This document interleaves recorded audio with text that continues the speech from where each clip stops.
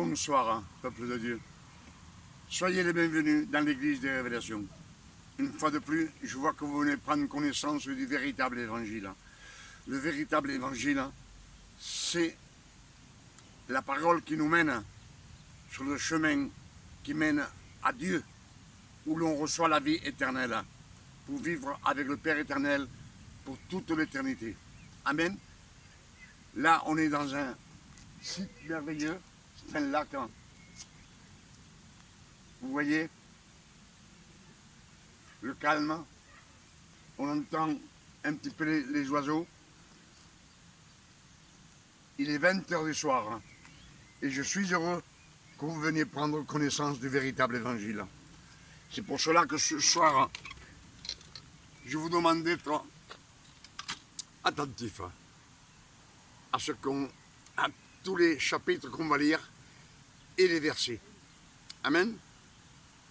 Pour cela, je vous salue au nom de notre Père éternel et je vous salue au nom de notre Seigneur Emmanuel, le Christ, Jéhoshua, notre Sauveur. Amen. Ce que nous allons recevoir aujourd'hui, c'est une leçon de hébreu. Nous allons être des élèves qui apprennent l'hébreu. Amen. On sait que les noms hébreux, ce sont toutes des phrases. Et si on les traduit dans la langue latine, ils vont nous dire ce que ça veut dire en latin. Amen.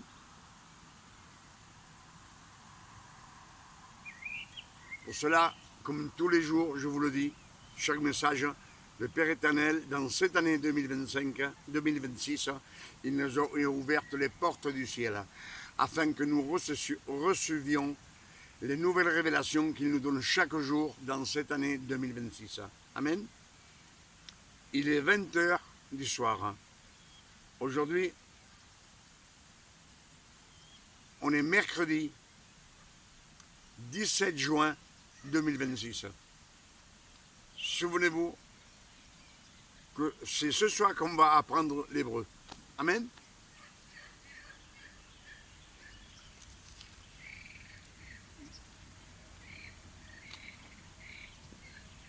Éphésiens 1, verset 14 nous dit: Dieu nous a choisis avant la fondation du monde, en Christ. Dieu nous a choisis avant la fondation du monde, en Christ. Christ, c'est une phrase hébraïque qui veut dire l'élu. Amen. Et il nous a choisis afin que nous soyons des saints et irrépréhensibles. Irrépréhensibles, cela veut dire que personne ne peut nous pointer du doigt. Amen. On a reçu la sainteté du Christ. Mais avant la création du monde, c'est pour le futur. 1 million d'années, 2 millions d'années, on ne le sait pas. Amen.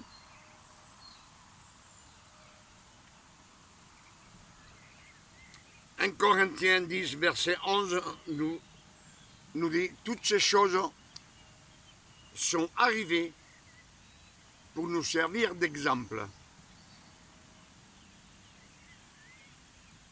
Cela a été écrit pour notre instruction, nous qui sommes arrivés à la fin des temps. Et on sait que dans nos jours, on est en 2026, on est rentré dans le 3e millénaire, on est en 2026. Amen.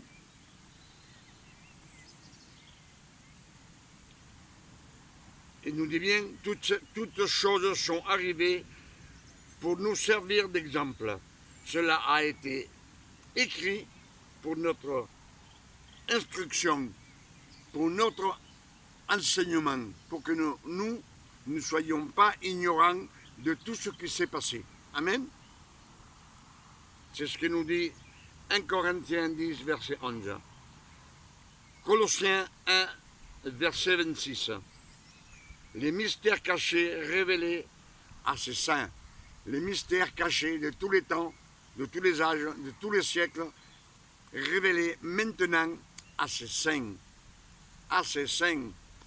Les saints, c'est comme je vous dis, on a été choisi avant la création du monde. Ce sont les saints. Amen. On sait que sur la terre, il n'y a aucun saint. Nous sommes tous pécheurs. Mais le Père éternel a choisi. Amen. Alors, ce que je vais vous dire une chose, avant la création du monde, vous savez que le Père éternel est omniscient, il est omniprésent et omnipotent. Il est le maître de l'espace du temps. Amen. Il peut être dans le futur 10 millions d'années plus tard. Et il sait tout ce qui va se passer. Eh bien, imaginez que le Père éternel, avant de rien faire, il n'y avait que les abîmes. Et là, il voit ce qu'il a créé. Et il voit ce que sa création va devenir. Comment elle va se comporter. Amen. Donc, le Père éternel, il a créé des milliards d'anges. Amen. Des milliards d'anges. Et il nomme 3 anges. L'ange Gabriel, un nom latin. L'archange Michel, encore un nom latin. Et Lucifer. Lucifer veut dire ange de lumière. Ange de lumière est un ange de justice. Ils ont été créés pour qu'ils fassent respecter la justice sur la création.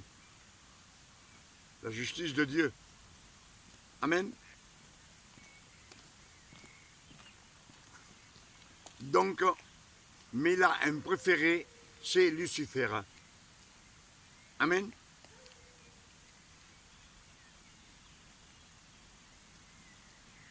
Et dans le jardin d'Éden, Genèse 3, verset 15, Dieu dit au serpent, à Lucifer, à Satan, la descendance de la femme t'écrasera la tête. Amen. Et on sait que du jardin d'Éden, jusqu'à ce que le Christ naisse, l'élu, il se passe 4000 années. Il a fallu attendre 4000 ans. Pourquoi il a fallu attendre 4000 ans? Ça aurait pu être 2000 ans? 3000 ans? Non, il a fallu attendre 4000 ans afin que le Christ naisse. Amen. Donc, il a fallu que le temps arrive où l'élu, Emmanuel le Christ, naisse d'une jeune fille vierge. Amen. Pour cela, on va méditer ce que le Père éternel a choisi.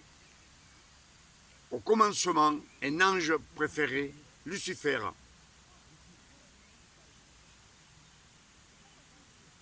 Un ange de lumière. Amen. Et 4000 ans plus tard, il va choisir le fils d'une jeune vierge. C'est ce que nous disent les Écritures. Amen. Donc les Écritures nous disent, Isaïe 7, verset 14, nous disent, le Père éternel lui-même, Dieu, vous enverra un message. Et la jeune fille aura un fils. Et elle-même, souvenez-vous que c'est elle qui lui donne le nom de Emmanuel, qui veut dire Dieu parmi nous.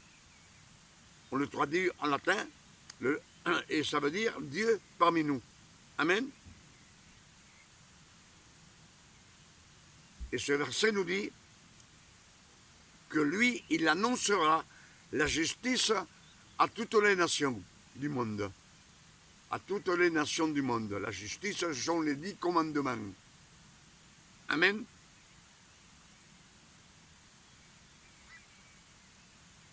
Et ce verset même nous dit, lui, il se nourrira de crème et de miel, jusqu'à qu'il sache jeter le mal et choisir le bien. Amen. Donc, que le Christ, il a fallu qu'il attende 30 ans pour être baptisé du Saint-Esprit. Amen. On sait que Ésaïe, c'est environ 600 années avant que le Christ naisse. Et c'est là que Ésaïe 7, verset 14, prophétise.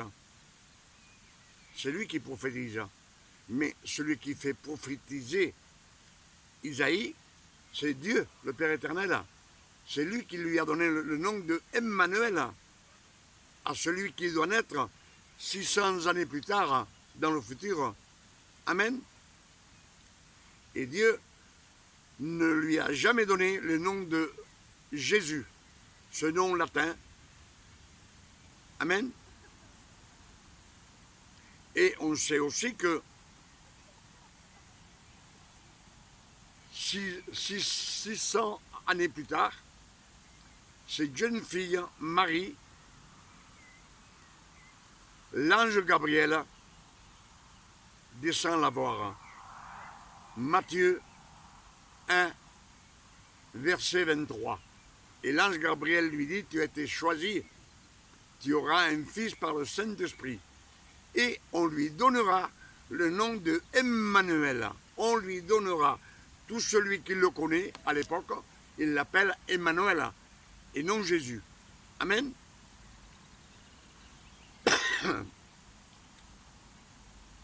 Nous sommes d'accord sur les Écritures.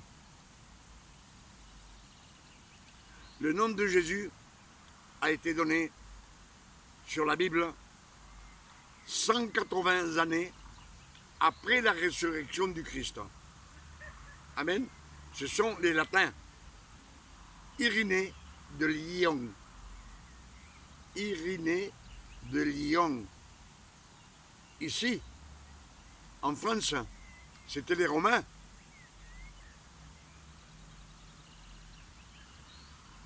C'est lui, ce Romain, qui a pris les 70 évangiles que les apôtres avaient écrits. Et eux, ils en ont choisi 4. Le reste, ils les ont gardés ou ils les ont jetés, on ne sait pas. Mais on n'a que 4 évangiles. Matthieu, Luc, Marc et Jean. Amen. Soir. Soir. Pour cela, je vous dis que ce soir, nous allons apprendre un petit peu l'hébreu. Amen. On sait que ces prénoms que je viens de nommer, Matthieu, c'est latin, Luc, c'est latin, Marc, c'est latin, Matthieu, c'est latin, Jean, c'est latin, c'est des prénoms latins. Amen. Et à l'époque, quand le Christ était sur la terre, on les appelait pas comme ça. Même Pierre, on dit qu'on l'appelait Céphas. Céphas, c'est une phrase hébraïque. Il veut dire pierre, de la pierre. Le plus dur des apôtres, c'était lui. Pierre. Amen.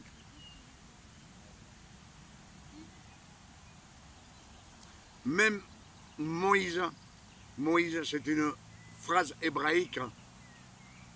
Moïse,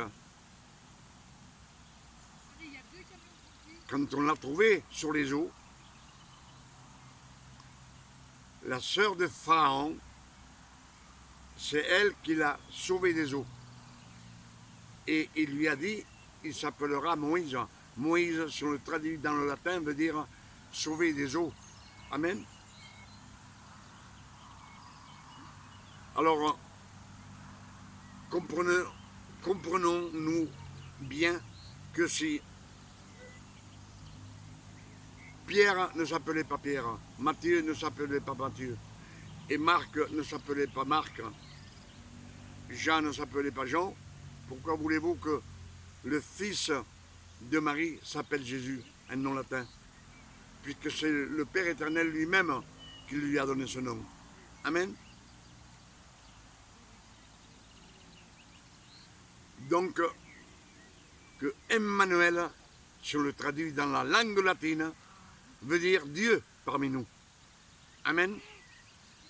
Le Christ veut dire l'élu, le roi de Dieu. Amen. Jéchoua veut dire, c'est une phrase hébraïque qui veut dire notre sauveur, le sauveur du monde. Amen. Le Messie, c'est aussi une phrase hébraïque. Si on la traduit dans la langue latine, cela veut dire le libérateur. Le libérateur, c'est celui dont le peuple, les 12 tribus d'Israël attendaient pour le libérateur, parce qu'ils étaient gouvernés par les Latins, par les Romains. Et ils attendaient un libérateur avec des cavaliers, des forces, avec des épées, des chars pour combattre. Ils ne s'attendaient pas à recevoir Emmanuel le Christ avec la sainteté. Amen. Donc, comme je vous l'ai dit, Emmanuel, le Christ, Jéchoua, le Messie, Moïse, ce sont toutes des langues, des phrases hébraïques, en hébreu. Amen. Et cela ne veut pas dire les noms que portaient ces hommes sur la terre. Les latins ont tout traduit. Emmanuel, c'est le vrai nom du fils de Marie. On l'appelle Jésus. Le Christ veut dire l'élu, le oint de Dieu, le choisi, le préféré du Père éternel sur la terre. Jéchoua, cela ne veut pas dire Jésus, veut dire le sauveur, notre sauveur, celui qui sauve, celui qui va sauver le monde. Et le Messie, le libérateur. Amen. Je pense que c'est clair dans les Écritures, quand on les médite, le Père éternel nous donne beaucoup de révélations et je dis merci Seigneur, cette leçon que nous avons reçue ce soir de l'hébreu, c'est une leçon de l'hébreu que nous sommes en train d'apprendre. Et je dis merci Père éternel, je suis reconnaissant de me mettre des idées comme ça à moi, afin de les prêcher pour vous et pour tous ceux qui regardent ces messages. Prêchez-les, vous aussi, mémorisez-les et prêchez-les à toute personne dont vous pouvez avoir l'opportunité de parler avec eux, comme je vous le dis tous les jours. Amen.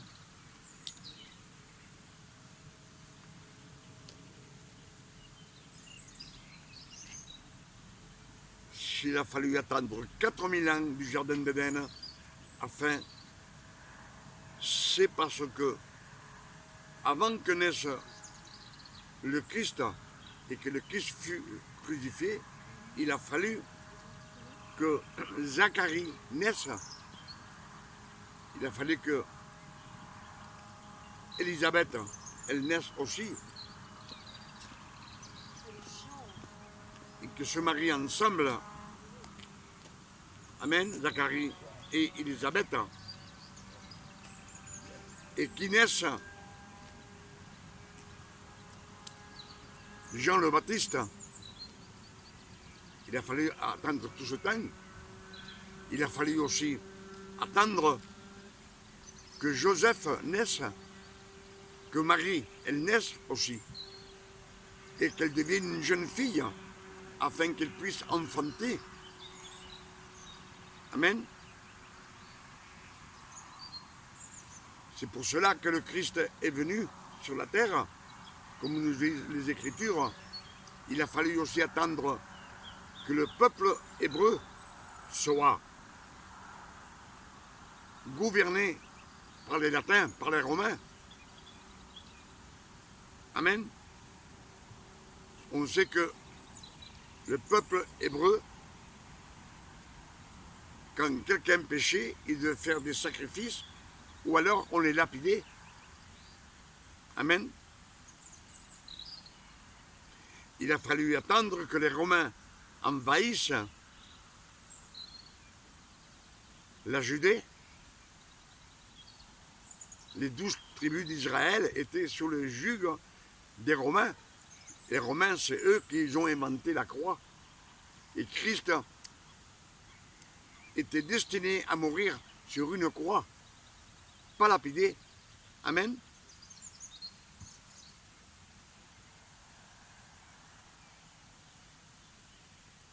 Il a fallu attendre ces 4000 ans. Le Père éternel a tout planifié avant la fondation du monde. Et tout s'est passé comme lui l'a voulu.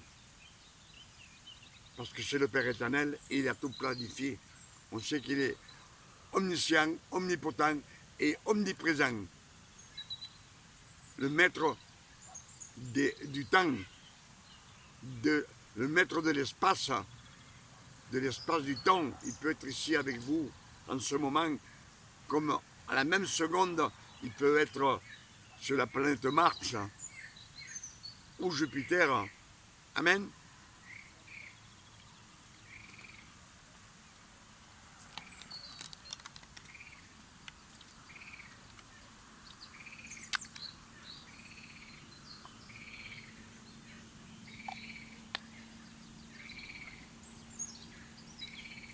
Je pense que cette leçon qu'on vient de recevoir de l'hébreu,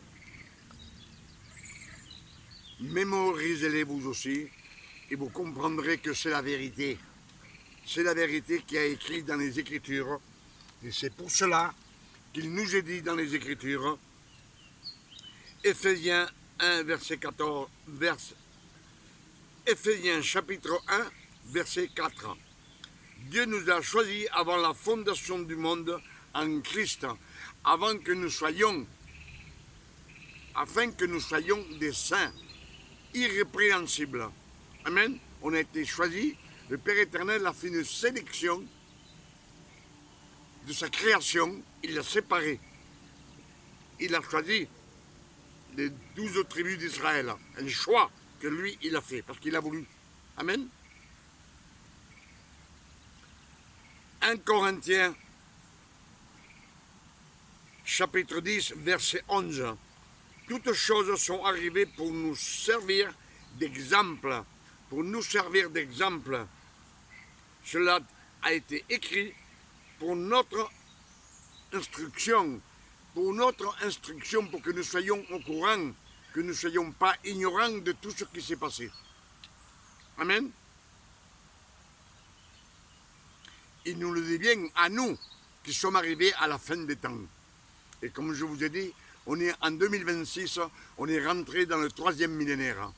Amen. Colossiens, chapitre 1, verset 26, nous dit les mystères cachés de tous les temps, de tous les âges, de tous les siècles, révélés maintenant à ses saints. Ce sont les saints qui ont été choisis. Éphésiens 1, verset 4. Dieu nous a choisis avant la fondation du monde en Christ, afin que nous soyons saints, des saints. Amen.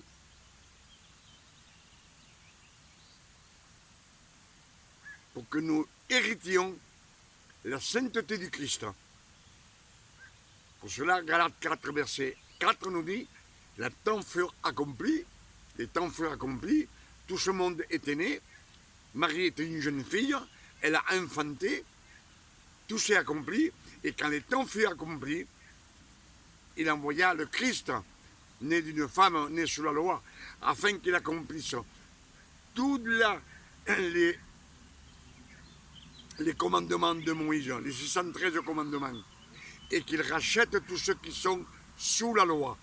Le monde entier, nous sommes sous la loi. Nous sommes gouvernés par les 10 commandements. Où que vous, dans quelle nation que vous viviez, vous êtes commandés comme moi par la justice. Amen. Mais les Écritures nous disent que le Christ, avec son précieux sang, il a tout effacé. Il a effacé les actes des commandements qui nous condamnaient et qui subsistaient contre nous. Il les a effacés sur la croix. Il a annulé toute autorité. Toute autorité. Et il l'a mise en spectacle. En spectacle. Amen. Le spectacle, je ne sais pas si vous comprenez une chose, ce que nous, les fils de Dieu, quand on regarde le monde, c'est un spectacle. Un spectacle, pourquoi? Parce qu'on voit les malheurs qu'ils ont dans le monde.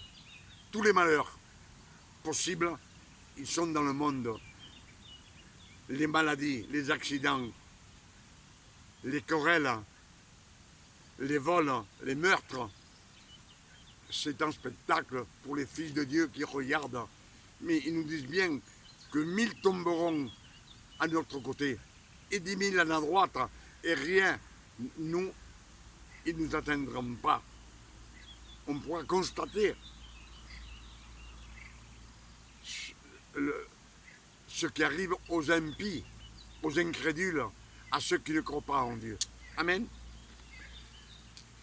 Pour toutes ces révélations que nous avons reçues ce soir, et cette leçon que nous avons reçue de l'hébreu, je dis 1000 fois merci Père éternel. Je suis toujours heureux de ce que le Père éternel me donne. Je suis reconnaissant et je dis merci. Le nom du Père éternel soit béni, glorifié et sanctifié sur la terre comme au ciel.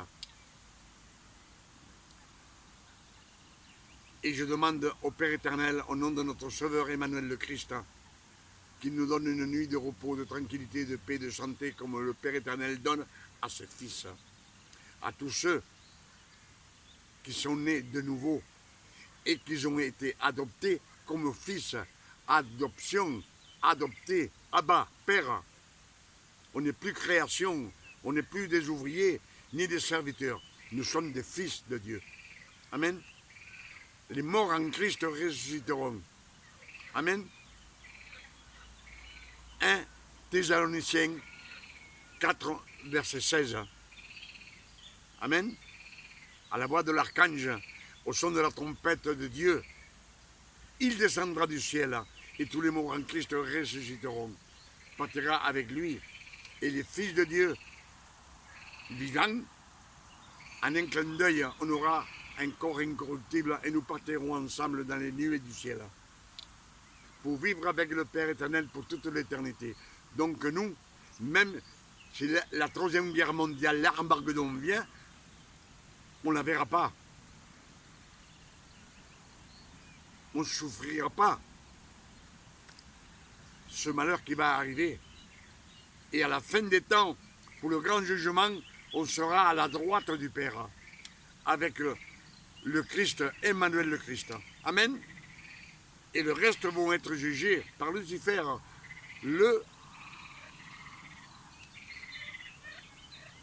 celui qui va vous condamner. Amen. L'accusateur, c'est lui qui nous accuse, qui va nous condamner. Que Dieu vous garde et vous bénisse. Il est tard, il fait presque nuit. Revenez demain. Je vous recevrai dans l'église des révélations avec beaucoup de révélations nouvelles. Que le Père éternel vous bénisse et vous garde. Amen.